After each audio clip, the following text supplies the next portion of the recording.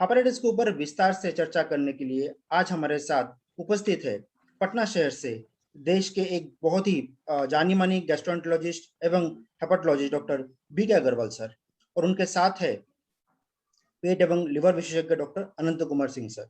अभी मैं doctor B K. Agarwal sir से अनुरोध करता हूं कि वो इस चर्चा को आगे बढ़ाएं और हमें हमारे दर्शकों को वायरल हेपेटाइटिस के बारे में और विस्तार से बताएं।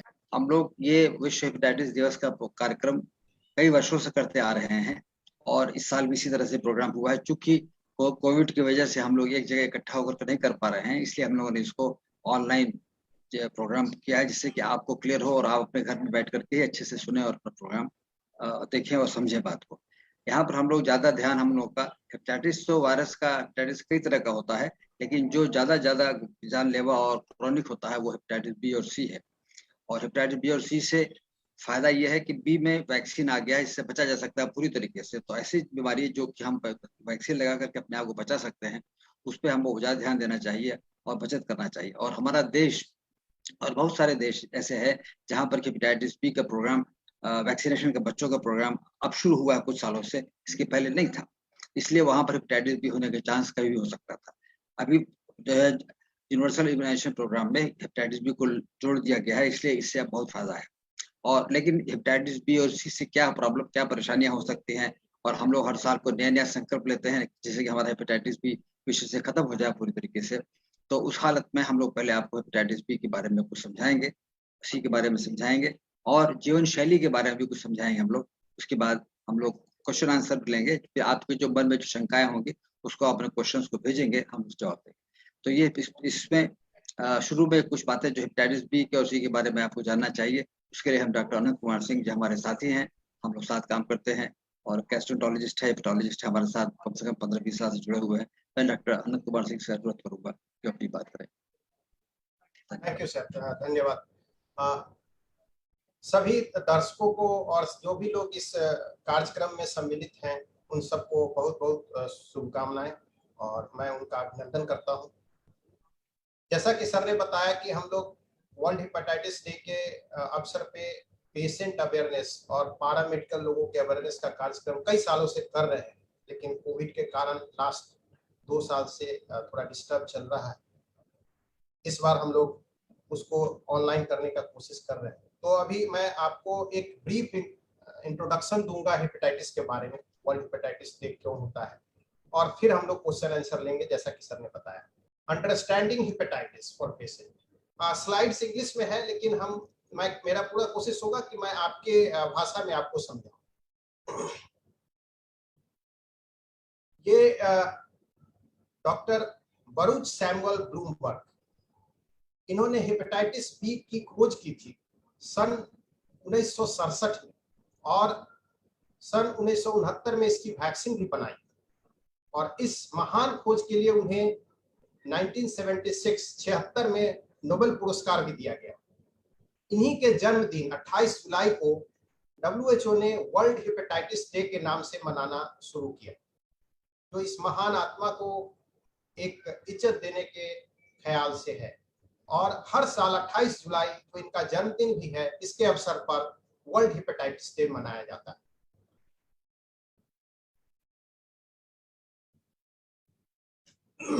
हर साल WHO वर्ल्ड हेपेटाइटिस डे पर कुछ थीम देता है। पिछले कुछ सालों का थीम मैं आपके सामने रख रहा हूं।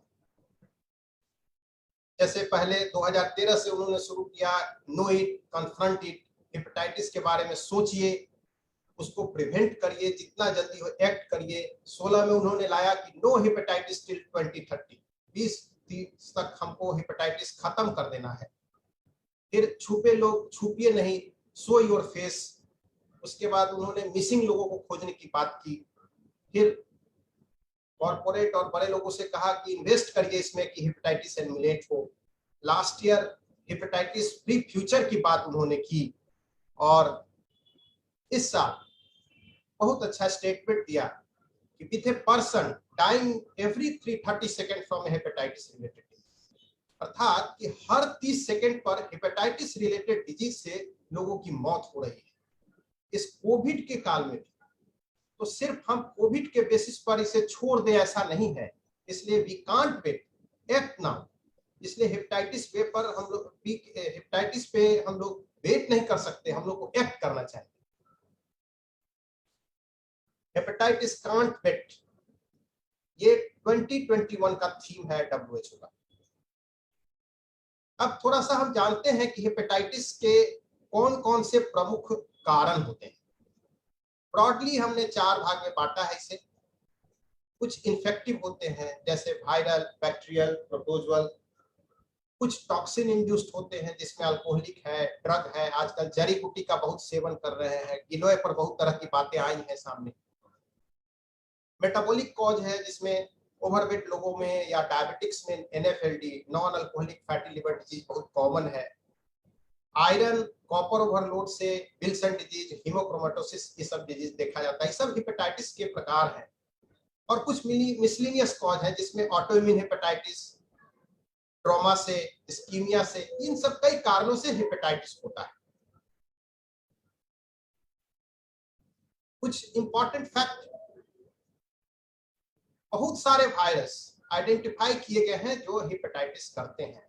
लैब में G तक देखा गया है, और भी बहुत से आए हैं। जो नॉन हेपेटाइटिस वायरस है वो भी हेपेटाइटिस बहुत से करते हैं, लेकिन A और E यूजुअली एक्यूट इन्फेक्शन करता है। B और C मेनली क्रोनिक इन्फेक्शन करता है। हमारे पास A और B का वैक्सीन उपलब्ध है। आज के दौर में फैटी लिवर डिजीज बहुत बड़ा कारण बन के आ रहा है, एक एपिडेमिक के तरह आ रहा है। और herbal induced liver disease, hepatitis, ये दिन बाय दिन इंक्रीज हो रहे हैं। थोड़ी सी बात हम लोग अब स्टार्ट करते हैं वायरल में हेपेटाइटिस ए के बारे में। ये generally mild to severe disease करता है, बट ज्यादातर ये एक्यूट केस होता है। बहुत बार एसिम्प्टोमेटिक रह जाता है, कोई सिम्टम नहीं रहता पेशेंट को में। ऐसे भी लोग होते हैं। और कॉमन जॉन्डिस होता है, लोग ठीक हो जाते हैं। हम थर्ड वर्ल्ड कंट्रीज के लोग ज्यादातर किसी न किसी समय इससे इन्फेक्ट जरूर हुए हैं। और यूजुअली ये कंटामिनेटेड फूड, पानी या डायरेक्ट कांटेक्ट किसी से हो, ऐसे भी आता है। और एक बार ये हो जाए तो फिर ये लाइफ लॉन्ग इम्यूनिटी देता है, इसलिए इसके लिए बहुत परेशानी नहीं। और इसका वैक्सीन भी उपलब्ध है। तो जहां भी हाई रिस्क है और ज्यादा ये है, तो आजकल तो बच्चों को वैक्सीन लगती भी है, तो आप वैक्सीन लगवा सकते हैं हेपेटाइटिस ए का। बचाव है क्या? तो स्वच्छ पानी पिए, फूड सेफ्टी नॉर्म का ध्यान रखें, सैनिटेशन इंप्रूव करें, फ्रीक्वेंट हैंड वॉशिंग तो अभी हम लोग करते ही हैं। और वैक्सीनेशन सबसे इफेक्टिव वे है इससे बचने का। दूसरा एक्यूट डिजीज करने वाला हमारे यहाँ हेपेटाइटिस ई है, जो फीको ओरल रूट, वही सेम ए और ई के फैलने का रूट करीब करीब सिमिलर है, जो फूड से, पानी से, स्टूल के कंटामिनेशन होने से पानी में या अदर से होता है। लेकिन इसके वैक्सीन हमारे यहाँ उपलब्ध नहीं है, चाइना में ट्रायल में है, यूज भी होता है, बट हमारे यहाँ भी इसके इफेक्टिव वैक्सीन की बात नहीं है। अब सबसे इंपॉर्टेंट है, जो हमारे यहाँ सबसे ज्यादा जरूरी है, वो है हेपेटाइटिस बी। उसके बारे में कुछ बातें जानते हैं। हेपेटाइटिस बी एक्यूट और क्रोनिक दोनों तरह का डिजीज करता है। सबसे कॉमन रूट है मदर से चाइल्ड में आना, और वही सबसे ज्यादा क्रोनिक होता है, जो आगे के स्लाइड में हम लोग चर्चा करें। ये ब्लड, अदर बॉडी फ्लूइड जैसे सीमेन है, स्वेट है, सैलिवा, इस सब में कंसंट्रेट करता है और इसके थ्रू फैलता है। सबसे अच्छी बात है, इसके लिए बहुत ही इफेक्टिव वैक्सीन हमारे पास उपलब्ध है। इसलिए वैक्सीनेटेड लोगों में ऑलमोस्ट नील हो जाता है, नहीं हो पा सकता। इसलिए वैक्सीनेशन जरूर कराएं, और वैक्सीने इसका सबसे अच्छा बचाव है। थोड़ा सा हेपेटाइटिस बी के बारे में जानते हैं। इसके वायरस का ये एक पिक्टोग्राम है। यह एक डीएनए वायरस है, और इसमें बहुत से प्रोटीन्स होते हैं। आजकल इस तरह के पिक्चर देखने के लिए, कोरोना के लिए हम लोग बहुत यूज्ड टू हैं, खूब कोरोना पर चर्चा चल रहा है। लेकिन ये हेपेटाइटिस बी का वायरस है, जो कि एक डीएनए वायरस है। इस पे, इसके सरफेस पे एंटीजन होते हैं, जो हम लोग उसका टेस्ट करते हैं, HBsAg। तो ये जानना है, ये इसका एक पिक्टोरियल रिप्रेजेंटेशन। अब कोई व्यक्ति हेपेटाइटिस बी से इन्फेक्ट हो जाता है, तो क्या क्या हो सकता है। एक तो है कि वो साइलेंटली क्रोनिक हो सकता है, या वायरस आया क्लियर भी अपने आप बॉडी कर सकता है। लेकिन अगर कोई एक्यूट में हो गया, एक्यूट इन्फेक्शन हो गया, तो उसमें ज्यादातर मोर देन 95% खुद रिकवर कर जाते हैं। कुछ लोग में फुलमिनेट फेलियर होता है, उसकी चर्चा यहाँ करना उचित नहीं है। लेस देन 5%, 5% से भी कम लोग क्रोनिक हो पाते हैं, और उनमें अलग अलग की बात है। उनको अगर सही से ट्रीटमेंट, समय पर उनका स्क्रीनिंग ट्रीटमेंट नहीं हुआ तो वो आगे उनको सिरोसिस हो सकता है, लिवर कैंसर हो सकता है, जो लिवर रिलेटेड डिजीज का एडवांस होता है उस समय। तो जानना इसमें इतना ही है कि मोर देन 95% लोग जिनको एक्यूट इन्फेक्शन हो वो खुद रिकवर कर जाते हैं, लेस देन 5% क्रोनिक में जाते हैं। और जैसा कि मैंने पहले बताया कि जो लोग मदर से इन्फेक्ट होते हैं, नियोनेट्स, उनमें क्रोनिक होने का चांस सबसे ज्यादा है, मोर देन 80-90%। एंड जैसे जैसे आप आगे के एज में इन्फेक्ट होंगे तो क्रोनिसिटी होने का चांस घट जाएगा, एक्यूट होके क्लियर हो जाएगा, एसिम्प्टोमेटिक होके क्लियर हो जाएगा, क्रोनिक इन्फेक्शन न के बराबर होगा। आज दवा के रूप में बहुत सा ऑप्शंस है, लेकिन सबसे ज्यादा यूज में एंटेकावीर और टेनोफोवीर है। इसमें ये दो ड्रग, टेलोविडिन और टेनोफोवीर, ये प्रेगनेंसी में सेफ है, कैटेगरी बी में है, वहां भी हम लोग यूज कर सकते हैं। बच्चों में कुछ इंटरफेरेंस के भी ट्रायल होते हैं, बट उसका अपना कुछ प्रोस एंड कॉन्स है, जिसको अभी डिस्कस करना उचित है। गोल ऑफ ट्रीटमेंट, पहला जानना है कि हर हेपेटाइटिस बी के इन्फेक्टेड व्यक्ति को ट्रीटमेंट की जरूरत नहीं होती। अगर कोई एसिम्प्टोमेटिक कैरियर है, एसिम्प्टोमेटिक है, तो उसमें हम लोग कुछ टेस्ट बराबर करते हैं, जिसमें हम जानने का कोशिश करते हैं कि क्या वायरस तेजी से मल्टीप्लाई कर रहा है, जो कि एचपीवी डीएनए जान के हम लोग करते हैं, और क्या उसमें लिवर इंजरी हो रहा है, जो हम लोग एसजीपीटी, एसजीओटी, फाइब्रोस्कैन या लिवर बायोप्सी के रूप में जानते हैं। तो इन सब चीज को मिला के अगर वायरस रिप्लिकेट भी हाई कर रहा है, लिवर इंजरी भी हो रहा है, ऐसे कुछ परसेंटेज क्रोनिक लोगों में होता है, उनमें दवा की जरूरत पड़ती है। इसलिए हर हेपेटाइटिस बी पेशेंट को दवा की जरूरत हो ऐसा जरूरी नहीं। और ट्रीटमेंट का बेसिस क्या है, ट्रीटमेंट का गोल क्या है, तो वायरस को सप्रेस करना। ये इतना ज्यादा वायरस है, इसको हम लोग दवा से सप्रेस करके मिनिमाइज कर देते हैं, अनडिटेक्टेबल लेवल पे ले आए या एकदम मिनिमम लेवल पर ले आए। यही गोल ऑफ ट्रीटमेंट है, जिससे आगे लिवर डिजीज, सिरोसिस होना, कैंसर होना और इस सब से डेथ को हम लोग मिनिमाइज कर पाते हैं या रोक पाते हैं। थोड़ी बात हम लोग हेपेटाइटिस डी के लिए करते हैं।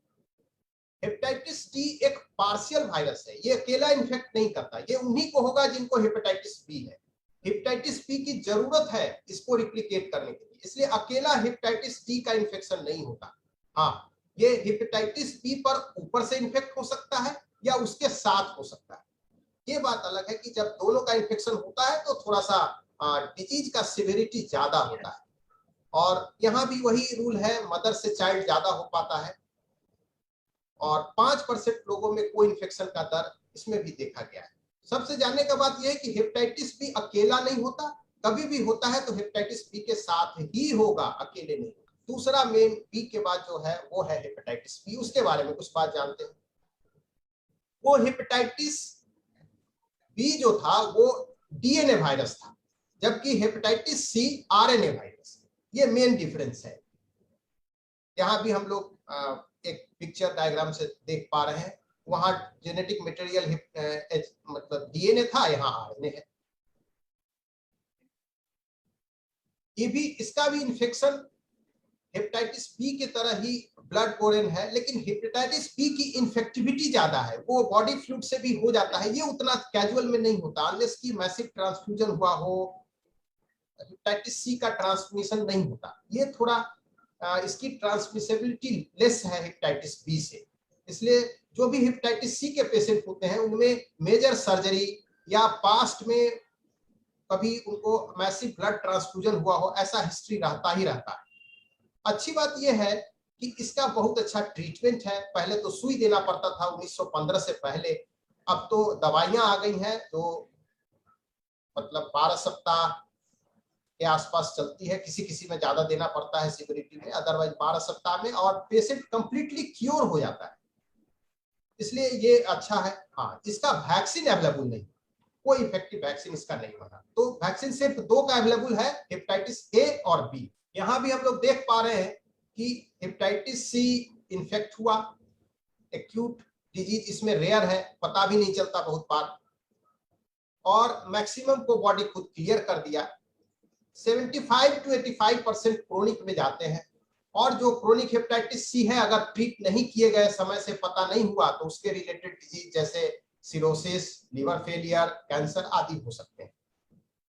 तो ये अच्छी बात है कि हेपेटाइटिस सी ऐसे ही स्क्रीनिंग में बहुतों को पता चलता है, जिनको ब्लड ट्रांसफ्यूजन या मेजर सर्जरी पास्ट में हुआ है उन्हीं में ज्यादातर मिलता है, और इसका बड़ा इफेक्टिव ओरल खाने वाला ड्रग है जो फिक्स टाइम दिया जाता है, बी के तरह नहीं कि हाँ लंबा चल रहा है, इसमें फिक्स फाइनाइट थेरेपी है और अच्छा रिजल्ट है। ये हम लोग हेप सी का जो ट्रीटमेंट देख रहे हैं, पहले इंटरफेरॉन राइबा से हम लोग ट्रीट करते थे, 15 के बाद सोफोस्फोविर, लेडिपासविर, डेक्लेस्टाविर, वेल्पेटासविर, ये सब ओरल ड्रग आए हैं जो काफी इफेक्टिव है। मेन ड्रग सोफो है, और इससे हेपेटाइटिस सी का इंसिडेंस बहुत कम गया है, अब बहुत कम पेशेंट मिलते हैं। एक जमाने में लोड था, बहुत ज्यादा होते थे, ऐसे भी हमारे देश में कम थे, बट ये करीब करीब अब इसको कंट्रोल कर लिया गया है। हम लोग कुछ लैब टेस्ट जानते हैं जो रूटीनली हेपेटाइटिस के मरीजों को देखने को मिलता है, जैसे कुछ रूटीन टेस्ट हुए, सीबीसी, क्रिएटिनिन, ब्लड शुगर, ये सब रूटीन टेस्ट है, किसी भी पेशेंट को किया जाता है। लीवर फंक्शन टेस्ट में SGPT, SGOT, bilirubin, protein, albumin, अल्फॉस्फोथ्रोम्बिन time. Viral marker commonly B और सी का होता है। ट्यूमर मार्कर्स में हम लोग अल्फा फीटोप्रोटीन से स्क्रीनिंग करते हैं कि ट्यूमर तो नहीं हो रहा लीवर में। नया पे फाइब्रोस्कैन आया है जो बड़ा अच्छा बात बताता है, बहुत बार हम लोग को लीवर बायोप्सी करने से बचाता है। लीवर बायोप्सी बिना किए हम लोग डिसीजन ले पाते हैं फाइब्रोस्कैन के बेसिस पे। और इंडोस्कोपी और दूसरे इमेजिंग मेथड जैसे अल्ट्रासाउंड, सीटी स्कैन, ये सब भी इंपॉर्टेंट। कुछ हेल्दी हैबिट जो सबके लिए है, हर हेल्दी पर्सन के लिए है, और ये हेपेटाइटिस के मरीजों में भी एप्लीकेबल है। अगर आप बी या सी से ग्रसित हैं तो आप अपने हेल्थ केयर प्रोवाइडर से रेगुलर मिलिए, जब वो बुलाते हैं थोड़ा आगे पीछे चले लेकिन मिलिए। हेल्दी डाइट खाइए, बैलेंस डाइट खाइए, जिंदगी को टफ नहीं बनाइए, रेस्ट में रहिए, एक्सरसाइज करिए, रेस्ट करिए। जहां वैक्सीन की जरूरत है वहां वैक्सीन जरूर लीजिए, और अवेलेबिलिटी है तो। अल्कोहल बिल्कुल ना लीजिए। अनजाने ड्रग्स जिसके बारे में बहुत ज्ञान नहीं हो, पता नहीं हो, किसी ने कुछ बता दिया, वो जरी खा लो, वो गुट्टी खा लो, इस तरह के ड्रग्स से, ओवर द काउंटर ड्रग्स से बचिए। और बहुत बार कॉकटेल अल्कोहल है, उसमें कुछ और मिलाए, कुछ हर्ब मिला दिए, बहुत चीज मिला उला के लोग पीते हैं बचाने के लिए, बहुत इस तरह का, तो सबसे बचना है, क्योंकि आपका लिवर में एक कल्प्रिट है। तो हम लोग को ध्यान रखना है कि कुछ नया चीज हम ना करें जिससे लिवर को हानि हो। खुश रहने का कोशिश करने हैं कि जैसे अपने फैमिली में, फ्रेंड में आप ज्यादा मिक्सअप करेंगे, हंसेंगे, बोलेंगे, मन खुश रहेगा तो तन भी खुश रहेगा। बहुत चिंता मत करें, चिंता ज्यादा करना शरीर के लिए हानिकारक है, ये गुरुओं ने कहा है, सब लोग जानते हैं, बट ये हो नहीं पाता है, लेकिन इसको करने का प्रयास करना है कि चिंता से हम जितना दूर रहे। कुछ बात जो जानना चाहिए हेपेटाइटिस बी या सी के मरीज को, क्योंकि समाज में आपको 10 तरह का सलाह मिलेगा, ये मत खाओ, वो मत खाओ, ऐसा नहीं है। आपको जानना है, आप अपने बारे में बेस्ट जज हैं, आप अपने डॉक्टर से, जो भी एक्सपर्ट हैं उनके ट्रीटमेंट में, उनसे जो भी बात है बेहिचक पूछिए और उसको फॉलो करिए। 10 ऊपरी सलाहों से बचें। जैसे कोई फूड रिस्ट्रिक्शन नहीं है, बहुत लोग बॉयल खाना शुरू करते हैं, ऐसा नहीं होना चाहिए। फूड रिस्ट्रिक्शन कुछ नहीं है, आप कोई स्पेशल डाइट नहीं है। अगर आपको लिवर डिजीज एडवांस है तो उसमें वाटर रिस्ट्रिक्शन, सॉल्ट रिस्ट्रिक्शन, कुछ केसेस में प्रोटीन रिस्ट्रिक्शन होता है, बट वो आपको डॉक्टर बता देंगे। अदरवाइज ऐसे ही बहुत प्लांट खा रहे हैं, ऐसा नहीं करना। कोई एक्टिविटी रिस्ट्रिक्शन जो नॉर्मल हेप सी पॉजिटिव है, जिनको कोई एडवांस लिवर डिजीज नहीं है, कोई उनको सेपरेट अलग से खाना, घर में अलग रहना, इस तरह का कुछ करने का जरूरत नहीं है। कॉमन कैजुअल कांटेक्ट है, जिससे हम गला मिलना, बच्चों के साथ खेलने कूदने, इस सब से नहीं होता है हेपेटाइटिस बी या सी का फैलाव। पैरासीटामोल एक बहुत सेफ दवा है, और 2 ग्राम तक किसी भी पेशेंट को पेन या फीवर में दिया जा सकता है। इसलिए कभी भी सब तरह का दिक्कत हो तो आप पैरासीटामोल यूज कर सकते हैं, उसके लिए कोई दिक्कत नहीं है। और अल्कोहल तो नहीं लें इसके लिए, क्योंकि ऑलरेडी आपके पास एक वायरस है जो लीवर को खराब कर सकता है। तो जो चीज आप बचा सकते हैं उसे बचाएं।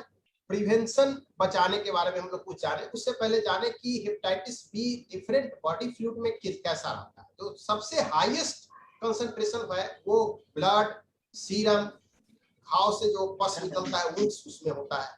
उससे कम सीमेंस, वेजाइनल फ्लूइड, सैलिवा आदि में रहता है।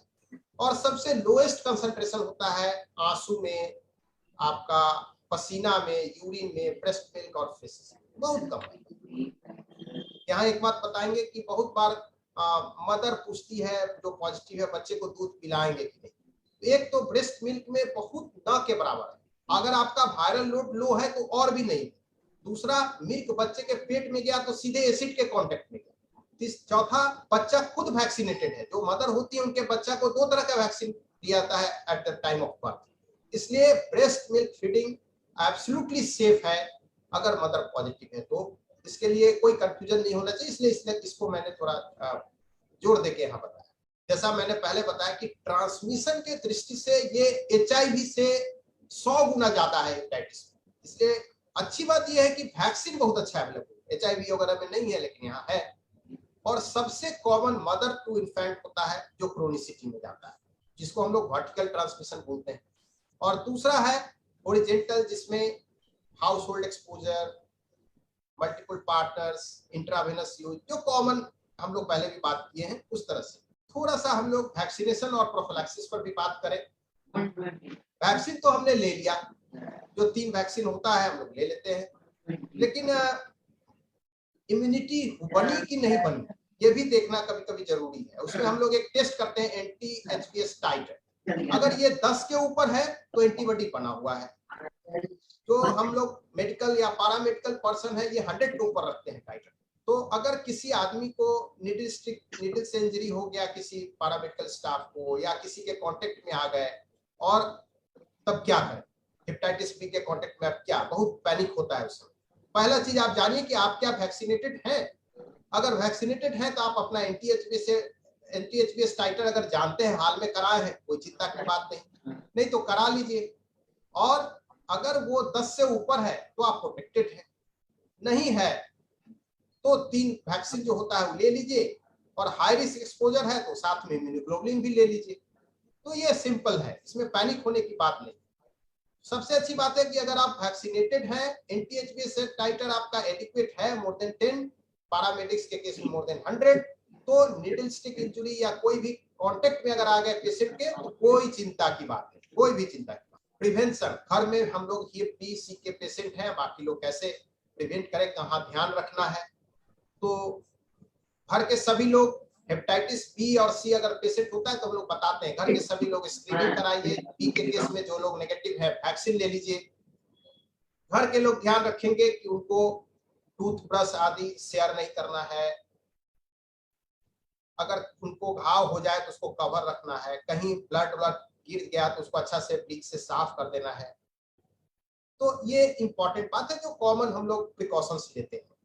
लेकिन सबसे अच्छा है अगर बी है तो वैक्सीनेटेड हो लीजिए सब पूरा फैमिली। सोशल डिस्क्रिमिनेशन हेप बी और हेप सी पेशेंट का समाज में बहुत कॉमन होता है, तो ये नहीं होना चाहिए। ऐसा कुछ नहीं है, वो कहीं से आ गया, वो आपके फैमिली मेंबर है, वो भी समाज के अंग है। तो ये जानना जरूरी है कैसे नहीं फैलता है। जैसे आप सिर्फ फूड शेयर कर रहे हैं, पानी शेयर कर रहे हैं, उससे नहीं होगा। बर्तन शेयर कर रहे हैं, नहीं होगा। आप देखे ही हैं कि पसीना में, स्वेट में बहुत लो कंसंट्रेशन है। खांसने छींकने से नहीं होगा, गला मिलने से नहीं होगा, मॉस्किटो बाइट, ब्रेस्ट फीडिंग ये सबसे रिपोर्टेड नहीं है। इसलिए हेपेटाइटिस बी या सी ऐसे पेशेंट्स को डिस्क्रिमिनेट मत करिए, वो आइसोलेटेड ना फील करे। एक बेचारा ऐसे ही एक प्रॉब्लम से जूझ रहा है, अब मानसिक रूप से वो बीमार हो जाए, ऐसा नहीं होना चाहिए। हमें उनके प्रति सिंपैथी, एम्पैथी दोनों ही रखना चाहिए। अब हम आते हैं थोड़ा सा बी-सी के अलावा जो सबसे ज्यादा परेशान आज कर रहा है वो है non alcoholic fatty liver disease, NAFLD आज second most common cause transplant के लिए हो रहा है, और धीरे धीरे जिस तरह से ये बढ़ रहा है ये मोस्ट कॉमन कॉज हो जाएगा। जैसे सी को हम लोग कंट्रोल कर लिए, बी का भी दवा है जो एक हद तक है, तो ये अब आने वाले दिनों में ये लीवर ट्रांसप्लांट का सबसे बड़ा कारण बनने जा रहा है। एक ग्लोबल प्रिवेलेंस देखें दुनिया भर में तो अराउंड क्या है, मोर देन 25% इमेजिंग अगर होता है किसी कारण अल्ट्रासाउंड कराने का, जो नॉर्मली पिकअप होता है, किसी कारण डॉक्टर साहब ने अल्ट्रासाउंड कहा, गए, उसमें फैटी लिवर आ गया, हम परेशान हुए। तो अगर किसी भी कारण अगर पेशेंट अल्ट्रासाउंड के लिए जाता है तो उसमें से 25% से ज्यादा लोग में फैटी लिवर पाया जा रहा है। अगर देखा जाए कि जितने दुनिया में लीवर बायोप्सी होते हैं उनमें से किसी भी क्लिनिकल इंडिकेशन से लीवर बायोप्सी हो, उनमें से अराउंड 60% लोगों में फैटी लिवर का एविडेंस मिलता है। और highest fatty liver middle east south American countries में मिलता था, अब धीरे धीरे सब जगह बढ़ रहा है, हमारे देश में भी कम नहीं है।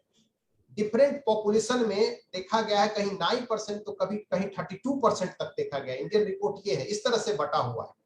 ये एक कॉमन रिप्रेजेंटेशन है कि फैटी लिवर हुआ, अगर उस पर आप ध्यान नहीं दिए, उसके लिए उचित exercise, diet reduction, plus minus drugs नहीं लिए, तो वो नैश, नॉन अल्कोहलिक स्टीटोहेपेटाइटिस, मतलब यहाँ सिर्फ फैट है, यहाँ सूजन भी हो गया, और ये नहीं कंट्रोल हुआ तो फिर सिरोसिस हो जाएगा, लीवर खराब, और उसके बाद फिर cirrhosis related complication, liver cancer तक। इसलिए जंक फूड और सेडेंट्री लाइफ, ये दो चीज तो बिल्कुल छोड़ दीजिए। जंक फूड बिल्कुल नहीं खाना है और सेडेंट्री लाइफ नहीं हो चाहिए। हर आदमी को अपने रूटीन में 24 घंटा तो भगवान ने सबको दिया, ऊपर वाले ने सबको 24 घंटा ही दिया है, चाहे वो यूएस का प्रेसिडेंट हो या हम लोग हो, लेकिन उसमें से 1-2 घंटा एक्सरसाइज के लिए, एक्टिविटी के लिए जरूर निकालना है, अदरवाइज फैटी लीवर को हम लोग कंट्रोल नहीं कर सकते। भारत सरकार ने भी हेपेटाइटिस के लिए बहुत से कदम उठाए हैं, जिसमें हेपेटाइटिस बी के वैक्सीनेशन को यूनिवर्सल वैक्सीनेशन में शामिल किया गया है। कुछ स्टेट में हेपेटाइटिस सी का ड्रग फ्री है, जैसे पंजाब। बी में भी सब्सिडाइज ट्रीटमेंट की बात हो रही है, बहुत जगह आ भी गया है, बहुत जगह फ्री ड्रग्स भी मिल रहे हैं। तो ये भारत सरकार के द्वारा उठाया हुआ कदम है। तो भारत सरकार भी अपने स्तर से प्रयास कर रही है, लेकिन हम सबको ये मिलजुल के प्रयास करना होगा, अदरवाइज 3 चीज इंपॉर्टेंट है, हेपेटाइटिस बी, सी और फैटी लिवर डिजीज। ये 3 सबसे बड़ा कल्प्रिट है जो हेपेटाइटिस आज कर रहा है। इससे हमें एक टीम जैसा डॉक्टरों को, पेशेंट्स को, समाज को, सरकार को, सबको मिलकर जूझना होगा, तभी हम लोग इसको कंट्रोल कर पाएंगे और तभी यह सच्ची श्रद्धांजलि होगी डॉक्टर ब्लूमबर्ग के तरफ, या हमारे समाज के प्रति जो हमारी उत्तरदायित्व है उसका निर्वहन होगा। इन्हीं शब्दों के साथ मैं ये अपना प्रेजेंटेशन समाप्त करता हूं। धन्यवाद डॉक्टर अनंत, बहुत अच्छा आपने डिटेल में समझाया हेपेटाइटिस बी और सी के बारे में, और फैटी लिवर जो रियली तीसरा कारण है। वैसे तो यहाँ वायरस नहीं है, लेकिन फिर भी ये भी उसी तरीके से लिवर को खराब करता है। तो और ये इसका भी एपिडेमिक प्रैक्टिकली हो ही रहा है, पूरी दुनिया में तो हो रहा है, यहाँ भी हो रहा है। तो जैसे जैसे लोगों के पास जो है वो फाइनेंशियल पावर बढ़ रही है, खाने पीने का तरीका बढ़ रहा है और सेडेंट्री हैबिट होती जा रही है, इसलिए हो रहा है। तो हम लोग चाहेंगे कि देश को हम लोग हेपेटाइटिस बी से दूर करें, जो तो वैक्सीनेशन के लिए है, फैटी लिवर के लिए एक्सरसाइज, लाइफस्टाइल गुड। अभी देखिए सब घुमा फिरा कर वही बात आ जाएगी कि जो फिजिकल एक्सरसाइज करते हैं, खाने पीना कंट्रोल रहते हैं, वो ज्यादा लंबे समय तक स्वस्थ रहते हैं। असल में जिंदगी लंबा खींचना कोई मतलब नहीं है, जितनी जिंदगी हो अच्छी जिंदगी हो, क्वालिटी ऑफ लाइफ अच्छा होना चाहिए। इसलिए आजकल लोग बात करते हैं कि क्वालिटी ऑफ लाइफ क्या है। क्वालिटी ऑफ लाइफ अगर बेकार है, खाली बिस्तर पड़े हुए हैं, दवाई ले रहे हैं, सुई खा लग रहा है, पानी चढ़ रहा है, तो वो क्वालिटी ऑफ लाइफ कुछ नहीं है। तो इसलिए ये बड़ा इंपॉर्टेंट है कि हम लोग इन वायरस से जिसको हम दूर भगा सकते हैं उसको भगाएं, और जिन चीजों से नहीं भगा सकते दूर। हमारे पास आजकल ऐसे लोग आते हैं जिन्होंने शादी तय कर दी लड़की की, और उनके पिताजी साथ में पूछने के लिए कि लड़का जो है हेपेटाइटिस बी पता लगा है, क्या करे, शादी करे कि नहीं करे। बड़ा कठिन जवाब देना हो जाता है कि कैसे क्या किया जाए इन लोगों को। आप ये टीका लगा सकते हैं, लेकिन वो बेचारा वायरस वो कब निकलेगा कब नहीं निकलेगा पता नहीं है। तो ये एक कठिन समस्या, सामाजिक समस्या बहुत बड़ी ये है। तो ये हाँ, हेपेटाइटिस बी के बारे में, हेपेटाइटिस सी के बारे में, और डिफरेंट तरीके के एक्चुअली लिवर से रिलेटेड जो बीमारियां हैं और लिवर से रिलेटेड जो डेथ है, मैक्सिमम कारण ही जो डॉक्टर आपने बताए 5 वायरस, तो वो तो खैर प्रैक्टिकली प्रिवेंट निकल जाते हैं, ठीक हो जाते हैं, और बाकी 2 वायरस है और फैटी लिवर जो रियली समस्या बनती आ रही है। तो इस हालत में हम चाहेंगे कि जो लोग भी और सवाल पूछना चाहें, जो वो इसके बारे में और क्लेरिफिकेशन जानना चाहें, वो अपनी बात कहें। हाँ जी सर। सर बहुत बहुत धन्यवाद आपका और डॉक्टर अनंत कुमार जी का। सर हमारे दर्शकों के काफी सारे सवाल अभी हमारे चैट बॉक्स में आ रहे हैं सर। तो हम पहले वैक्सीन से जुड़े जितने सवाल है वो सर हम पहले लेना चाहते हैं, बिकॉज काफी सारे दर्शकों का जो सवाल है वो वैक्सीन के रिलेटेड ही है। तो एक हमारे दर्शक राकेश जी पूछते हैं कि सर हेपेटाइटिस बी का पेशेंट कोविड के वैक्सीन ले सकते हैं कि नहीं? बिल्कुल ले सकते हैं, कोई दिक्कत नहीं। जैसे उसका अपना टाइप शेड्यूल ले ले, अपना बुकिंग करा ले और वैक्सीन ले सकते हैं। उसमें ये भी लोग पूछते हैं कि कौन सा वैक्सीन है, वो जो उनके सेंटर पर जहाँ उनका रजिस्ट्रेशन हुआ है जो वैक्सीन लग सकता है। लेकिन ऐसा नहीं करें कि हेपेटाइटिस बी सुई लगवाए आज और कल वो लगवा ले, दोनों नहीं एक साथ करें। उसमें गैप कम से कम 2 हफ्ते गैप नहीं जरूर। वैसे ऐसा कोई रिकमेंडेशन नहीं है। तो हेपेटाइटिस बी वाले पेशेंट भी हेपेटाइटिस बी वाले जो टीका लगवाना चाहते हैं वो दोनों टीका अपने समय पर लगवा सकते हैं। बहुत बहुत धन्यवाद सर। सर दूसरा जो हमारा क्वेश्चन हमारे दर्शक पूछते हैं वो पूछ रहे हैं कि सर यदि किसी ने बचपन में हेपेटाइटिस बी का टीका जिसका रह गया है तो वो क्या करे? अगर किसी ने बचपन में अगर किसी ने हेपेटाइटिस बी का वैक्सीन मिस कर दिया है तो क्या वो अभी लगा सकते हैं? और इसका कोई आयु सीमा है क्या? मतलब कुछ मिनिमम एज है कि जिसके ऊपर हेपेटाइटिस बी का वैक्सीन नहीं लग सकता? ऐसा कुछ है? कब तक लगा सकते हैं हेपेटाइटिस बी का वैक्सीन? देखिए बचपन में बहुत लोग बचपन में तो जो नॉर्मल शेड्यूल में गवर्नमेंट का है वो तो हाल में 2-4 साल पहले से शुरू हुआ है, बट ये कोई जरूरी नहीं। अगर कोई बचपन में भी वैक्सीनेटेड है तो देखा जाता है, ऐसे थ्योरेटिकली कहा जाता है कि लाइफ लॉन्ग इम्यूनिटी होता है, बट 8 से 10 साल में एंटीबॉडी टाइटर कम होने लगता है। तो अगर वो ये श्योर है कि हमने तीनों टीका लिया था तो बेटर है कि वो एक टाइटर करा लें। अगर टाइटर 10 से नीचे आता है तो फिर वो वैक्सीन ले लें, एक ये उपाय हो सकता है। अगर श्योर नहीं है तो पहले वैक्सीनेट हो लें, लेकिन हेपेटाइटिस बी का जरूर जांच करा लें। कोई पता नहीं, अगर वो पॉजिटिव हो टेस्ट नहीं कराए तो पॉजिटिव पेशेंट में वैक्सीन का कोई रोल नहीं, उनको नहीं मन में डर भी हो जाएगा कि हमने टीका लगवाया फिर हो गया, जब उनको पहले से था। एग्जैक्टली।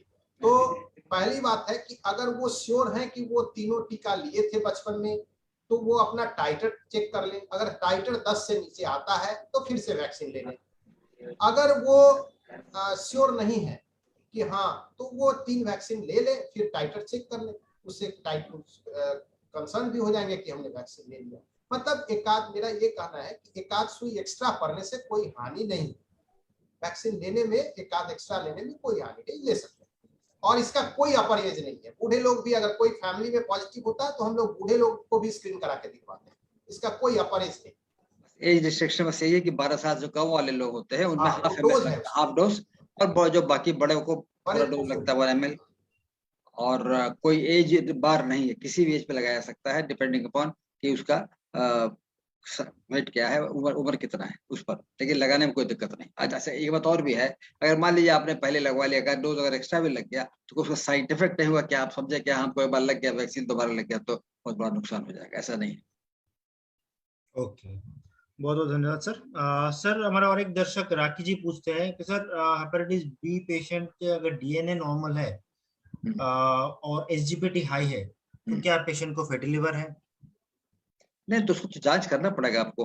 बी अगर नेगेटिव है, हेपेटाइटिस बी नेगेटिव है, उसका डीएनए नेगेटिव है और एंजाइम बढ़ा हुआ है, हमको ये देखना होगा कि और कारण लिवर फंक्शन अबनॉर्मलिटी बहुत सारे कारण हो सकता है। हो सकता है कोई अल्कोहल रिलेटेड दवा कोई खा रहे हो सकता है कोई आयुर्वेदिक ड्रग या होम्योपैथिक ड्रग या कोई ऐसी दवाई इसमें अल्कोहल है, या कोई ऐसा केमिकल है जो कि टॉक्सिक लिवर के लिए है, या कुछ दवाई से टीबी की दवाई जैसे है, जो लोग खाते रहते हैं उनको हेपेटाइटिस, उनको जो है लिवर फंक्शन गड़बड़ हो सकता है। इसलिए हमको ध्यान पता करना पड़ेगा। फैटी लिवर आदमी है तो ध्यान, इसलिए हमको ये पता करना पड़ेगा कि उसको लिवर फंक्शन एबनॉर्मलिटी जो है वो क्यों है।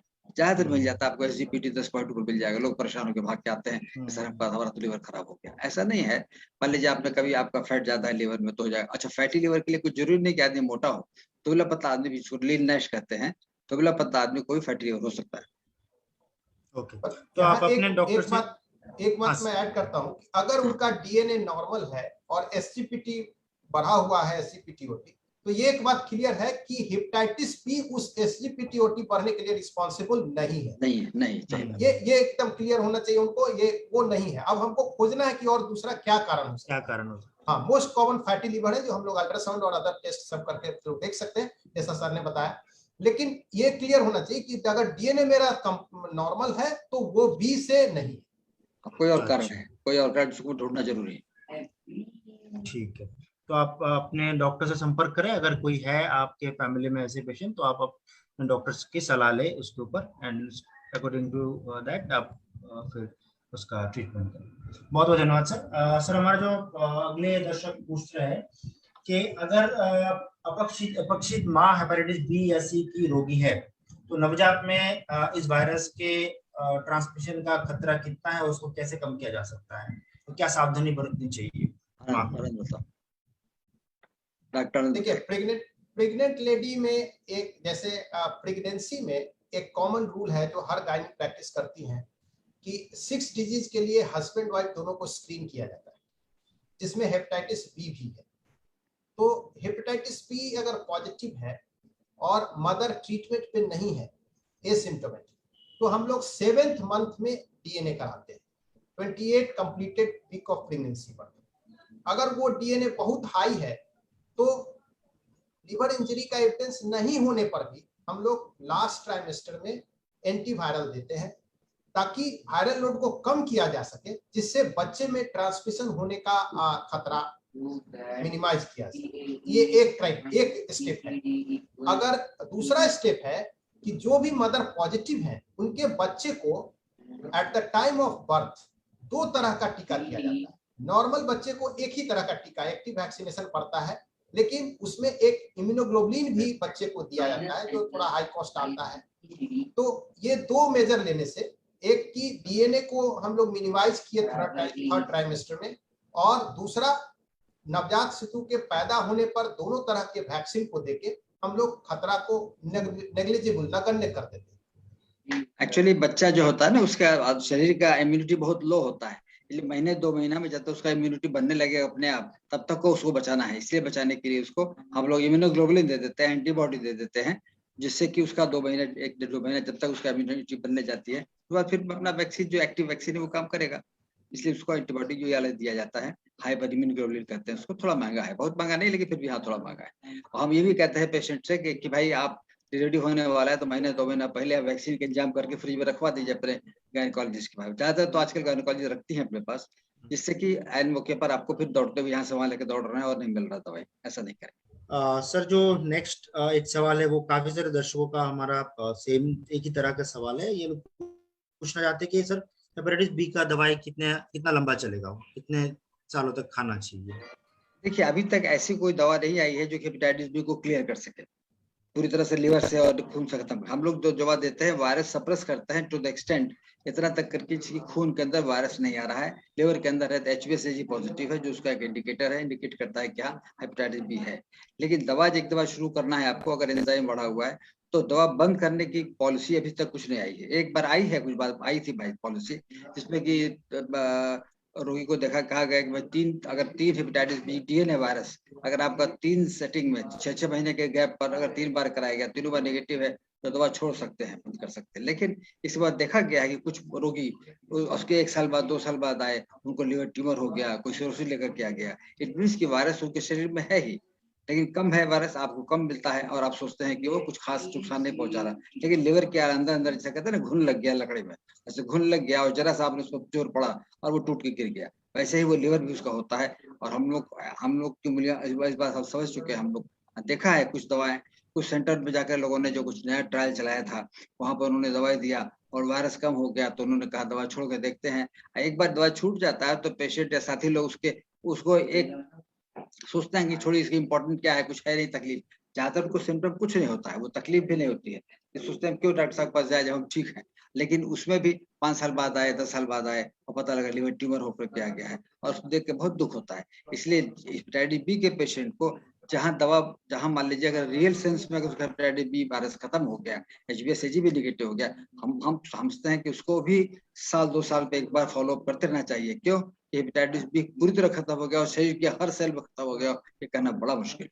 इसलिए हेपेटाइटिस बी का पेशेंट जो है हम कहते हैं बराबर कहते हैं एक लाइन में कि once hepatitis B always hepatitis B. इसलिए उसको हमको हमेशा से इस बात को ध्यान रखना है कि बी का पेशेंट एक जीवन भर के लिए उसको डॉक्टर की सलाह समय समय पर लेते रहना जरूरी है। Doctor any comments? जो स्टॉपिंग प्रिंसिपल है ड्रग का, वो नॉर्मली जैसे देखिए यहाँ जहाँ किसी को लिवर डिजीज हो गया, क्रोनिक लिवर डिजीज, वहाँ तो सीधा गाइडलाइन है कि लाइफ लॉन्ग डिजीज, वहाँ कोई कंफ्यूजन नहीं।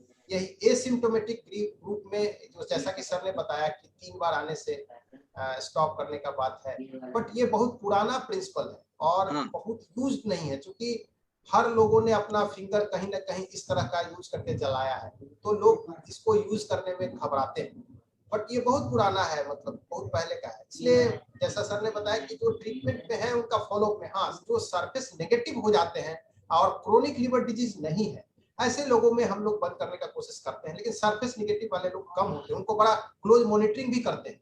वहाँ हम लोग ये देखते हैं कि हाँ हर थोड़ा दिन पर बुलाए पेशेंट आ रहा है कि नहीं, फिर उसको बताएं कि बाबू दवाई बंद कर तो रहे, लेकिन अब तुमको जल्दी जल्दी आना पड़ेगा, कुछ दिन तक देखेंगे सरफेस नेगेटिव मेंटेन रहता है तो ठीक है। तो इस तरह का चीज, और अगर एंटीबॉडी बन गया समझे कि हाँ तब फायदा है। हाँ दूसरा एंटीबॉडी टाइटर करके हम लोग देखते हैं, बट एंटीबॉडी टाइटर थोड़ा दिक्कत होता है। ऐसे लोग क्लियर होने के बाद वैक्सीनेट भी करने पर भी एंटीबॉडी टाइटर बनने में नहीं बनता, देर बनता। डबल डोज ला के हम लोग देखते हैं तो भी दिक्कत होती है। डॉक्टर अनंत, एक इंडिकेशन हम लोग को एंटीवायरल देने का ये वाला हमको समझते आप ऐड कर दीजिए कि जो the probable patient for steroid for other disease या कोई इम्यूनोसप्रेसिव ड्रग और केमोथेरेपेटिक, ये वाला बात जरा बता दीजिए। जैसे किसी को कैंसर की दवा चाहिए या इम्यूनोसप्रेसिव ड्रग, जैसे बहुत से आईबीडी पेशेंट को हम लोग एजोरेन वगैरह देते हैं, या हाई डोज स्टेरॉइड चल रहा है किसी कारण से, तो ये सब इम्यूनोसप्रेसिव ड्रग अगर किसी को देना हो, ऐसे पेशेंट्स में हम लोग एंटीवायरल ड्रग के कवरेज में देते हैं। एंटीवायरल ड्रग हम लोग स्टार्ट कर देते हैं, उनके कवरेज में ये सब दवाई देते हैं। उसका वायरल लोड देखने की जरूरत भी नहीं कि वायरल लोड है कितना है, क्या यहाँ वायरल लोड का मतलब नहीं। और दूसरा कि अगर वो दवा बंद होता है तो उसके आगे 3 महीना तक कम से कम एंटीवायरल चलाते हैं। ये नहीं कि दवा बंद हुआ एंटीवायरल बंद कर, ऐसा नहीं, मिनिमम 3 मंथ जरूर चलाते हैं। क्यों? क्योंकि जब दवा इम्यूनोसप्रेसिव चल रहा है तो पेशेंट का इम्यूनिटी कम होता है। उस समय अगर आप सडन बंद कर दीजिएगा तो फ्लेयर नहीं होता। फ्लेयर कब होता है? जब अपना इम्यूनिटी एक्टिव होता है, और उस समय अगर पेशेंट एंटीवायरल पे नहीं है तो फिर उसको एक्यूट फ्लेयर हो सकता है।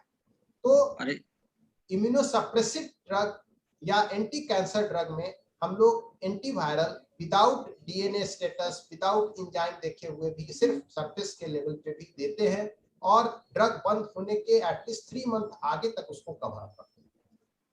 ये एक नया इंडिकेशन है और समझिए कि ये इतना इंपॉर्टेंट है। कई बार हम लोग को पेशेंट जो आईबीडी या अल्सरेटिव कोलाइटिस के पेशेंट या क्रोन्स के पेशेंट या जो क्रोनिक ऑब्स्ट्रक्टिव एयरवे डिजीज वाले पेशेंट जो होते हैं, जो चेस्ट के डॉक्टर्स लोग हैं या कोई स्किन डिजीज वाले होते हैं जिनको देते हैं लोग स्टेरॉइड, उन लोगों को जरूर हेपेटाइटिस बी अगर पॉजिटिव है तो चाहे बाकी और कुछ उनको क्राइटेरिया फुलफिल न करे, उनको एंटीवायरल देना चाहिए।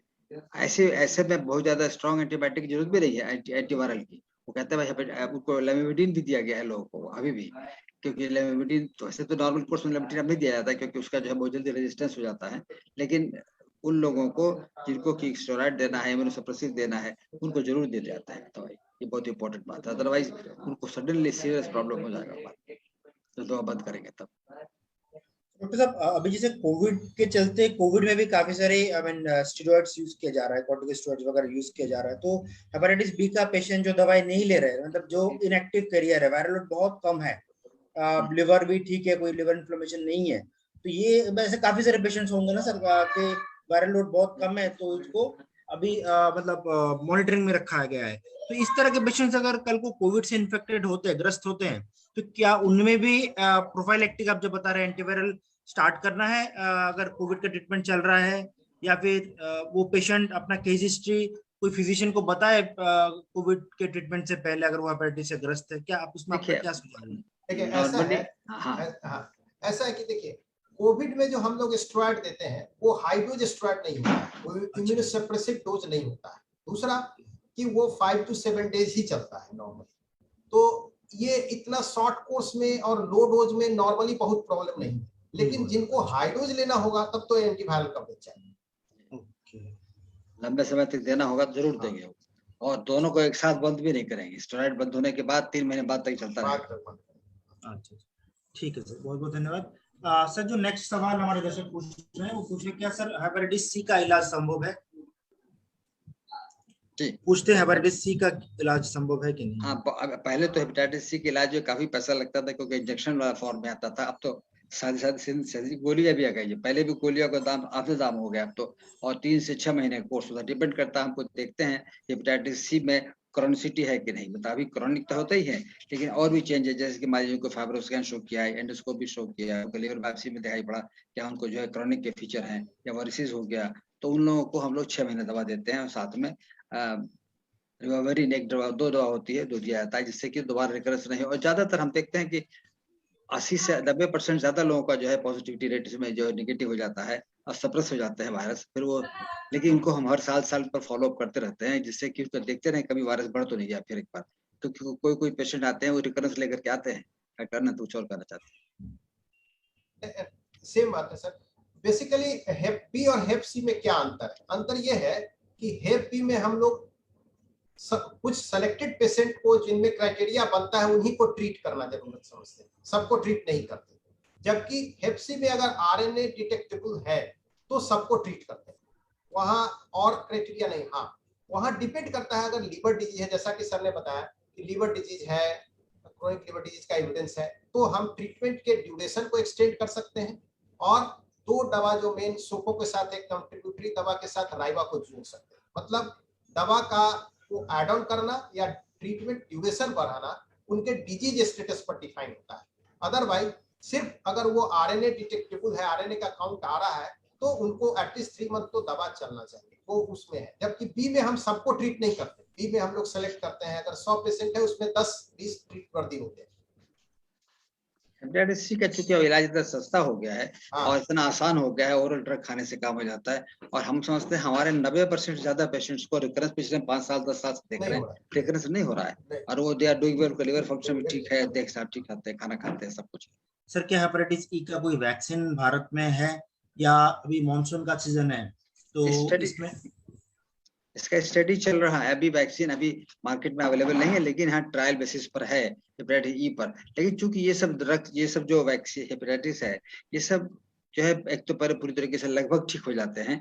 हाँ जरूर है कि इनका लिवर फंक्शन में लिवर जॉन्डिस बढ़ जाता है, इचिंग हो जाता है, लेकिन इनका हेपेटाइटिस ई का नहीं। एक है वैक्सीन है, एक है वैक्सीन हम लोग अब देने लगे जाता है। ऐसे बहुत सारे लड़के हैं जो इंटरमीडिएट पास किया या बीएससी पास किया और फिर अमेरिका में इनका इंग्लैंड में जो जाने को हो गया, उन हालत में इनको अगर हेपेटाइटिस ए लेट में होगा तो उनको ज्यादा सीरियस हो जाता है। इसलिए हम लोग उनको हेपेटाइटिस ए का वैक्सीन लगवा के ही करते जाएं। हेपेटाइटिस ई का वैक्सीन हमको लगता है कुछ समय में आ जाएगा, लेकिन प्रिवेंशन उसका सबसे अच्छा इलाज है उसका। हेपेटाइटिस ए और ये दोनों तो बड़े आराम से, अगर आप सिर्फ हाइजीन मेंटेन करते हैं तो उम्मीद ही है कि नहीं होगा ये।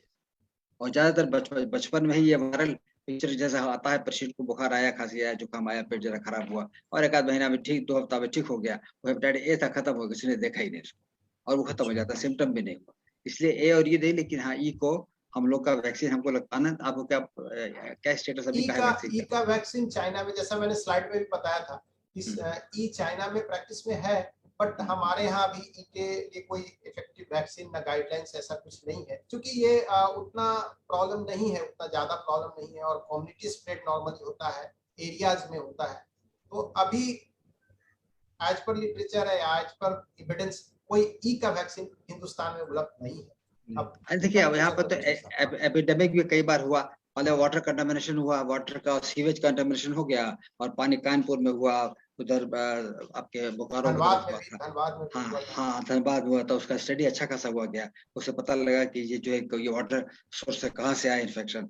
एक्चुअली पहले जो पानी के पाइप होते थे और सीवरेज पाइप एक ही साथ तो मूव करते थे, और इस साल में अगर मान लिया कहीं से लीक हो गया और 24 घंटा पानी नहीं आ रहा है, जब पानी नहीं आएगा तो वो नल के अंदर जो पाइप के अंदर नेगेटिव प्रेशर रहता है, और अगर मान लिया वहीं पर लीक हो रहा है वो सीवेज के लाइन से, तो वो उसको शक कर लेगा और बाद में वो आपको जब पानी आएगा तो इन्फेक्शन देगा। इसलिए जहाँ पर वो बीच में पानी आता है थोड़ा थोड़ा समय के लिए, वहाँ नेगेटिव प्रेशर से खींच जाता है। इसलिए वो बेसिकली वो ज्यादातर ये कंटामिनेशन होता है, या आप जो है खड़े होकर के सड़क पर खड़े होकर जूस पी रहे हैं, जब मक्खी भिनक रही है, रोड का मिट्टी पड़ रहा है, तो इन्फेक्शन होने का चांस पूरा रहता है। और आजकल लोग जॉन्डिस हो जाता है तो खूब गन्ने का रस पीते हैं और जॉन्डिस को बढ़ जाता है, क्योंकि वो सब इन्फेक्शन जाता रहता है। ये और ये दोनों ज्यादातर ई उसी से होता है, और एक वैक्सीन तो है ही जो इफेक्टिव है लाइफ लॉन्ग। एक पर दोबारा अगर हो जाएगा दोबारा नहीं होता है।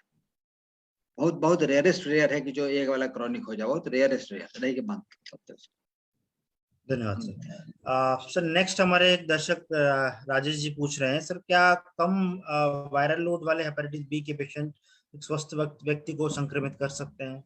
नॉर्मली देखिए, पहली बात है कि संक्रमण होने के लिए जो हाई रिस्क लोग हैं उनको तो हम लोग वैक्सीनेट करा देते हैं, लेकिन हाँ, ये स्टडीज में प्रूफ किया गया है कि किसी भी पेशेंट का इन्फेक्टिविटी हाई तब है जितना उसका वायरल लोड है। तो कम वायरल लोड वाले नॉर्मली नहीं करते, बट कर सकते हैं, ऐसा एकदम एब्सोल्यूट नहीं कहना सही नहीं है, क्योंकि हेपेटाइटिस बी में जो इनोकुलम है, जो डोज है वायरस का इन्फेक्ट होने के लिए बहुत कम है। हेपेटाइटिस बी HIV से 100 टाइम ज्यादा इन्फेक्टिव है। तो ये है, बट हाँ कम डोज, यही तो हम लोग मदर को करते हैं। मदर अगर हाई वायरल लोड की है तो दवा देके सप्रेस करते हैं क्योंकि बच्चे में कम जाए, फिर भी बच्चा को वैक्सीनेट करते हैं। तो बेस्ट है कि जो हाई रिस्क लोग हैं वो, या फैमिली में कोई पॉजिटिव है, सब वैक्सीनेट हो लें, ये बात ही नहीं रहे। एक बार अगर हमारे दर्शकों को बता दें, पूछ रहे हैं कि हेपेटाइटिस बी या सी क्या बर्तन के उपयोग से और हाथ मिलाने से फैलता है? बिल्कुल नहीं, बिल्कुल नहीं, बिल्कुल नहीं, बिल्कुल नहीं, बिल्कुल बिल्कुल नहीं। ये तो मैंने प्रेजेंटेशन में बताया था कि कैजुअल कांटेक्ट से नहीं फैलता, कैजुअल कांटेक्ट से नहीं फैलता। इसलिए आप कभी भी BC के पेशेंट को डिस्क्रिमिनेट मत करिए, वो आपके भाई बंधु हैं, ऐसे ही बेचारे किसी चीज से ग्रसित हैं, उनके ऊपर एक प्रेशर है, ऊपर से आप समाज में उनको डिस्क्रिमिनेट करेंगे तो एक सोशली और मेंटल मनोवैज्ञानिक दबाव बनेगा और वो उनके प्रॉब्लम को बढ़ाएगा। आनंद, आपको याद होगा कुछ 1-2 साल पहले अमिताभ बच्चन जी ने भी अपने उसमें टीवी पर बोला था कि उनको जब कूली पिक्चर आई थी तो कूली के टाइम में उनको जो चोट लगा था तो कितने 50 बोतल का ब्लड चढ़ा था, ऑपरेशन हुआ था और बहुत सारे लोगों ने ब्लड दिया और उनको हेपेटाइटिस बी हुआ और अभी भी दवा खाते हैं और उन्होंने कहा भी कि हमारा 75% लीवर खराब हो गया है। अब देखिए किसी भी जो कूद फांद वाली या दौड़ भाग वाली पिक्चर में नहीं भाग लेते हैं क्योंकि उनको भी पोटला हाइपरटेंशन कोई प्रॉब्लम है। तो ऐसे लोगों को जब दवा दे रहे हैं हम लोग, अगर ऐसी कोई दवा आती है कि हम हेपेटाइटिस बी खत्म कर देते हैं, लोग पूछते हैं सर क्यों नहीं खत्म हो सकता, हर चीज ठीक हो जाता है। सबका एग्जाम्पल देते हैं और उन्होंने खुद अपने मुंह से कहा, लोगों ने रिक्वेस्ट किया था कि इसको आप पब्लिक को बताइए अवेयरनेस के लिए कि वो लोग टीका लगवाएं और हेपेटाइटिस बी से बचने की कोशिश करें। तो ये दवा खाना ही बराबर खाना है और ये हेपेटाइटिस बी को कम से कम आपको सप्रेस रखेगा। हो सकता है कि 8 साल 5 साल जितना रिसर्च हो रहा है इस पर 5-7 साल 10 साल में कोई ऐसी दवा आ सकती है जो कि हेपेटाइटिस बी को शरीर के अंदर जाए और जाते हुए मर जाए, कोई दवा ऐसी हो, लेकिन अभी तक तो नहीं ऐसा है। So what precaution nursing paramedicals should take for prevention of infection of hepatitis B and C?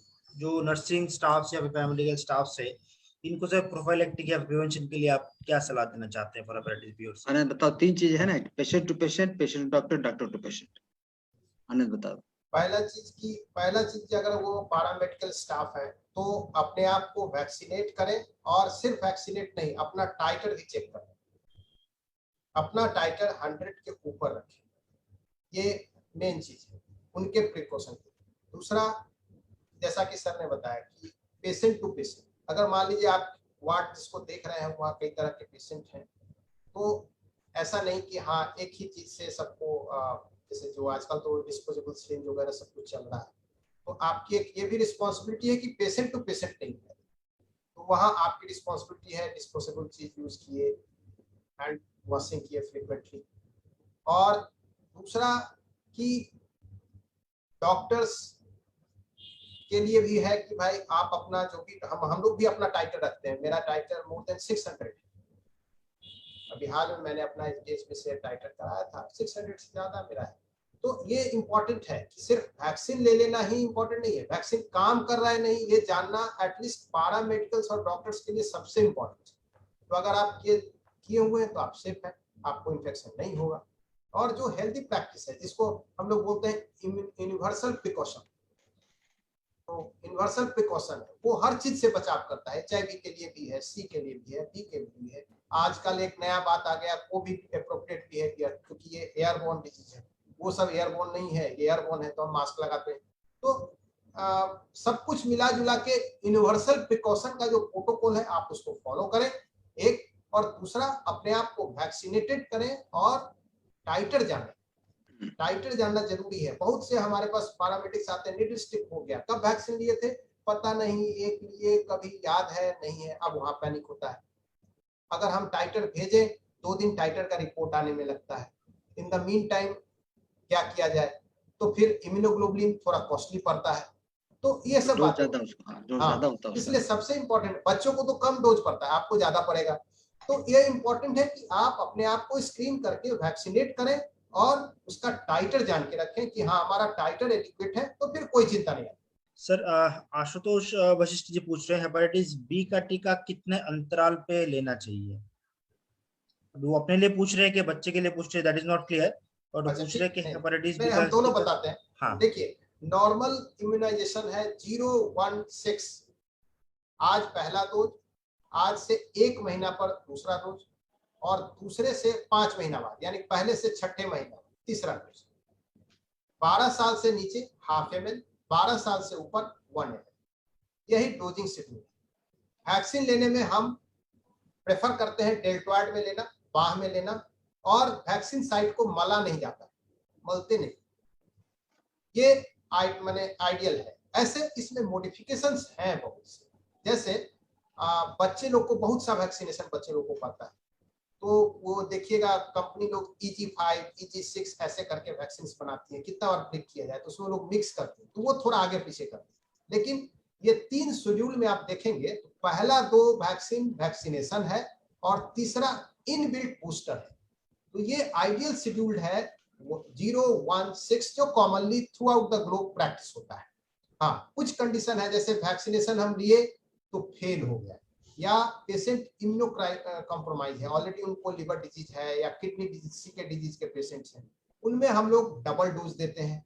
Many A time पहला दूसरा 3 महीना लगातार देके 6 मंथ या 1 ईयर पर बूस्टर, वो स्पेस थोड़ा बहुत स्पेशल वेरिएशन करते हैं, बट आइडियल है शेड्यूल यही 0-1-6, less than 12 year ½ ml, more than 12 year 1 ml।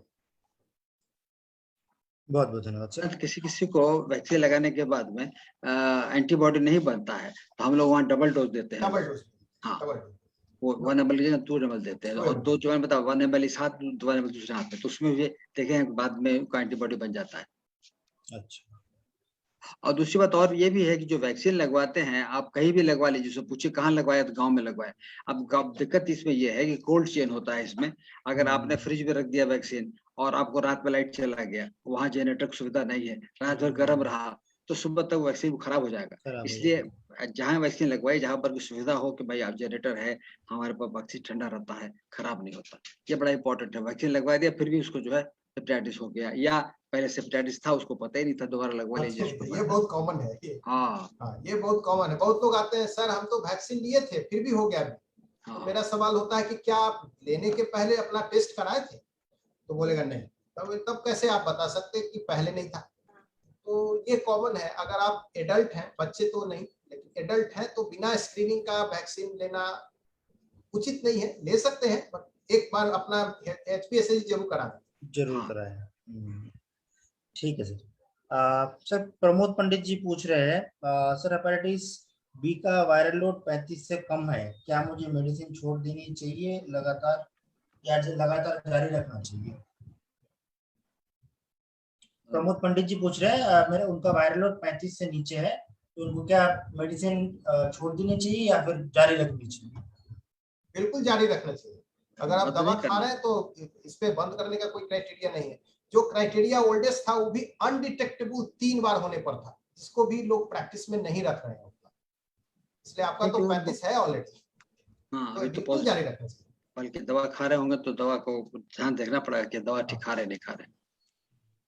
जैसे डॉक्टर अग्रवाल ने बताया once hepatitis B patient is always hepatitis B patient, तो आप डरे नहीं, अच्छा जीवन आप व्यतीत कर सकते हैं, बकायदा आप दवाई चालू रखें तो आप एक आम जिंदगी जी सकते हैं, उसके लिए डरे मत, दवाई चालू जी रखें। बिल्कुल बिल्कुल बिल्कुल।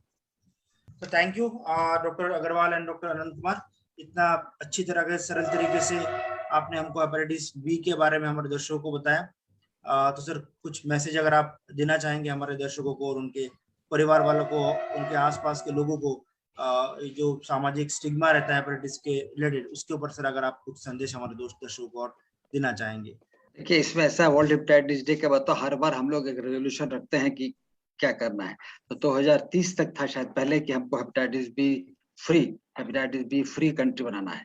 तो उस हालत में तो 3 बात बहुत इंपॉर्टेंट है, बहुत जरूरी है। कितने डॉक्टर से पूछिए आपने टीका लगवाया कभी, आपका वायरस का एंटीबॉडी कितना है, पता ही नहीं उनको। तो जरा जागरूकता बने। अब जरा सा तकलीफ सुई का छोड़ करके आप जो जीवन भर के लिए परेशानी मोल ले लेते हैं, तो ऐसा नहीं होना चाहिए। इसलिए अभी हम ये कहेंगे कि जागे और सोते नहीं रहे, जागे और भागे नहीं। भागे नहीं तो भोगेंगे, फिर वो जागेंगे नहीं तो सुई नहीं लगवाएंगे तो भोगेंगे और फिर भागेंगे इधर से उधर। तो इसलिए हेपेटाइटिस बी अगर नहीं है तो टीका बच्चे से लगवा लीजिए चेक करा करके। हेपेटाइटिस घर में किसी एक को है, सब टीका लगवाएं। पति पत्नी के बीच है तो उसका बहुत सारे पॉलिसी है, उसको साइड करके देते हैं, कम से कम 2 टीका लग जाए, एंटीबॉडी देख लें, नहीं तो उसके बाद में शारीरिक संबंध बनाने पर जो है उसको हेपेटाइटिस होने का पूरा चांस रहेगा। और बीमारी बचने के लिए हमको जो है जरूर अपने आप को अपने लिए भी समय दें और थोड़ा रिलैक्स रहें, ज्यादा परेशान नहीं हो। और कभी कभी गांव में जाइए तो मरीज आके कहता है कि डॉक्टर साहब ने कहा कि हेपेटाइटिस बी है और अब तो खत्म तुम हुए, तुम्हारा कुछ नहीं जिंदगी। ऐसा नहीं है, ऐसा इतना डिप्रेस ना हो। और कभी कभी ये भी कहते हैं लोग हेपेटाइटिस बी है कोई बात नहीं, जाओ चिंता रहो, कुछ नहीं होगा, ये भी नहीं ठीक है। न सोए और न भागे, दोनों बातें इंपॉर्टेंट है। इसलिए हेपेटाइटिस बी से जागरूकता बहुत जरूरी है। और जो खास तौर से हेल्थ वर्कर हैं उनको अपना हेपेटाइटिस बी का टीका लगवाना और उनका अपना एंटीबॉडी देखना बहुत आवश्यक है, बहुत आवश्यक है। डॉक्टर कुछ बोलना चाहोगे? 2 इम्पोर्टेंट बात है जो शशि सर ने बताया कि हेप बी और हेप सी दोनों ही केस में अगर आप एसिम्प्टोमेटिक हैं, आपको ऐसे ही पता चला है, तो सी में तो आप दवा चलता है, ठीक हो जाते हैं। शुरू में हम लोग फॉलो अप करते हैं 5 इयर्स तक और उसके बाद इंटरमीडिएट। बी में भी जो लोग एसिम्प्टोमेटिक हैं, रेगुलर फॉलो अप में रहते हैं, तो हार्डली किसी को कुछ दिक्कत होगा, क्योंकि कोई ड्रॉप आउट होके ही कुछ चीज आता है कोई चीज। लेकिन जो भी रेगुलर फॉलो अप में है वो अच्छा करते हैं। मैंने किसी को मैं सीरियस डिजीज होते नहीं देखा। सर बेटर बता पाएंगे, हमारा तो सर का एक्सपीरियंस बड़ा है। कैसे? जिनको जो हेपेटाइटिस बी पेशेंट हैं और रेगुलर फॉलोअप में है, जिनको ड्रग चले ना चले रेगुलर टेस्ट कराते हैं, उन लोगों में नॉर्मली बहुत सीरियस डिजीज हो जाए ऐसा बहुत रेयर है, बहुत रेयर। नहीं होता। तो ये प्रैक्टिकली ऐसा नहीं होता। एक्चुअली हाँ, उनके बॉडी में रेजिस्टेंस थोड़ा बहुत है, वैक्सीन मतलब उनका जो है इम्यूनिटी पावर अच्छा है। अगर बहुत अच्छा होता तो जॉन्डिस हो गया होता और पहले ही उनका निकल जाता। अगर नहीं अच्छा है इम्यूनिटी पावर तभी क्रोनिक हेपेटाइटिस हुआ। तो इसलिए इम्यूनिटी पावर को बढ़ाने के लिए ऐसा कोई सिस्टम नहीं कि इम्यूनिटी में बढ़ा दें आदमी का ठीक हो जाए। और कभी कोशिश किया था लोगों ने ऐसा काम करने के लिए कि जहाँ पर पेशेंट ट्रीट वर्दी नहीं है कि उसका वायरस लोड कम है, एंजाइम कम है, तो उसको लोगों ने स्टेरॉइड दिया, विड्रॉ किया, स्टेरॉइड देने से इम्यूनिटी सप्रेस हुआ, और फिर विड्रॉ कर दिया जिससे कि बॉडी उसका इम्यूनिटी एकदम कम हो गया तो वायरस बढ़ेगा, और फिर दवा देंगे। लेकिन ये खतरा बहुत है, अगर मान लिया वायरस बढ़ा आप ठीक नहीं कर पाए तो जान चली जाएगी। इसीलिए ये इसके सिस्टम को बंद कर दिया गया। हाँ, तो इसलिए बेसिक चीज ये है। तो है नॉर्मली ये बहुत लोग डरते हैं, टेस्ट कराएंगे कहीं पॉजिटिव हो गया तो। ऐसा नहीं। अब जो दुश्मन है आप उसको जानिएगा तो उसका बेटर ऑप्शन एक्सप्लोर करिएगा। किसी भी चीज दुश्मन को आप खोदिए, देखिए कहाँ है क्या है, जब जानिएगा तो उसके अनुसार आप तैयार रहिएगा। आंख बंद करके ना बैठे कि हम नहीं देखेंगे तो नहीं, की तरह आंख बंद करके तो खा जाए, तो ऐसा नहीं करना है। तो दूसरा नंबर की कितना भी बात करने के बाद हम अपने मेडिकल पैरामेडिकल कलीग्स में वैक्सीनेशन का परसेंटेज बहुत कम देख रहे हैं जो होना चाहिए, वो थोड़ा बढ़ना चाहिए और वो खुद आपको अवेयर होना पड़ेगा। क्योंकि बी का तो वैक्सीन बहुत ही इफेक्टिव है। मतलब बी से आपका अगर टाइटर 100+ है तो कितना भी कॉन्टामिनेशन हो जाए नहीं होगा आपको, इतना अच्छा है। तो इनफैक्ट की इम्यूनोग्लोबुलिन जो हम लोग देते हैं पोस्ट वो क्या है, वो आपके बॉडी में बना हुआ है, टाइटर में जो एंटीबॉडी आपका बना हुआ है, तो वही ना हम बाहर से देते हैं, वो ऑलरेडी बना हुआ नहीं होगा। इसलिए हर पैरामेडिक्स, हर लोग या मेडिकल पर्सनल जो भी है वो अपने आप को वैक्सीनेट जरूर करें। यस। बहुत बहुत धन्यवाद doctor Agarwal and doctor Anant Kumar, आपने अपना कीमती समय निकाल के हमारे दर्शकों को इतनी अच्छी बात बताई। एंड साथ ही साथ हम हमारे सभी दर्शकों को आज के इस प्रोग्राम में शामिल होने के लिए हार्दिक रूप से धन्यवाद बोलते हैं। एंड बहुत अच्छी तरह से आप लोगों ने पार्टिसिपेट किया, अच्छे सवाल पूछे जो सभी के लिए काफी कुछ जानने लायक था। उसके साथ आज का प्रोग्राम हम यही समाप्त करते हैं।